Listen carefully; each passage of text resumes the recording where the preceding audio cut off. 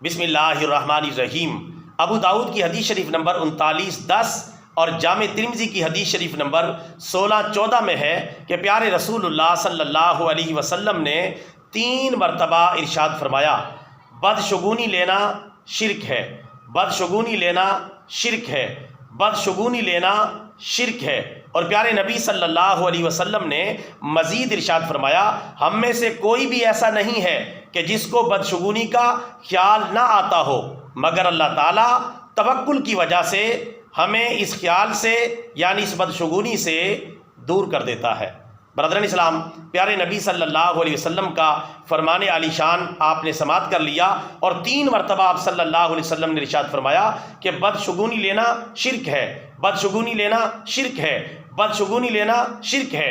آج ہمارے معاشرے میں جہالت کی وجہ سے بہت زیادہ بدشگونی پائی جاتی ہے، جس کی وجہ سے بلا وجہ ذہنی ٹینشن لے لی جاتی ہے اور سارا دن انسان پریشان ہوتا ہے۔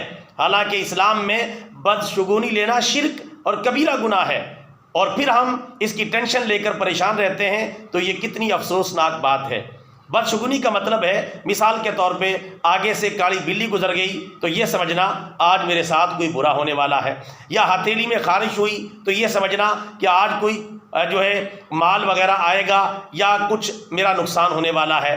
اسی طرح آنکھ کی پتلی پھڑکی ہوا بھرنے کی وجہ سے تو یہ خیال کرنا کہ آج میرے ساتھ کچھ برا ہونے والا ہے۔ منگل کے دن میں سفر نہیں کروں گا، میرے ساتھ کوئی برا ہونے والا ہے۔ منگل کے دن کپڑا نہیں سلواؤں گا، میرے ساتھ کچھ برا ہونے والا ہے۔ اسی طرح مثال کے طور پہ توے کے اوپر خواتین روٹیاں پکاتی ہیں، جب پکا کر توے کو کھڑا کرتی ہیں تو پیچھے کچھ آگ کی چنگاریاں نمودار ہوتی ہیں، تو خواتین کا یہ سمجھنا ہمارے کوئی برا سوچ رہا ہے یا ہمارے خلاف کوئی پراپاگنڈا کر رہا ہے، غیبت یا چغلی کر رہا ہے۔ اسی طرح کوا منڈیر پر آ کر بیٹھ جائے تو آج کوئی مہمان آنے والا ہے، وغیرہ وغیرہ، اس طرح کی بہت ساری باتیں۔ یا صدقہ و خیرات کے لیے کالے بکرے کا انتخاب کرنا، یہ بھی بدشگونی ہے۔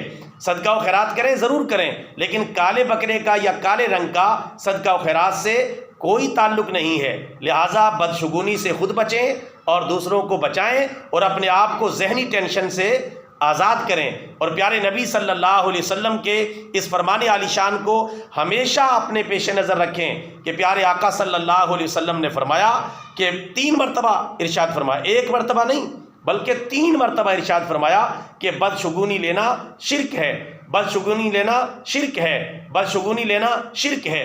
خواتین میں یہ بیماری بہت زیادہ پائی جاتی ہے، اور جاہل آدمیوں کے اندر بھی، مردوں کے اندر بھی یہ بدشگونی پائی جاتی ہے۔ اللہ تعالیٰ اس بری خصلت سے ہم سب کی حفاظت فرمائے، آمین۔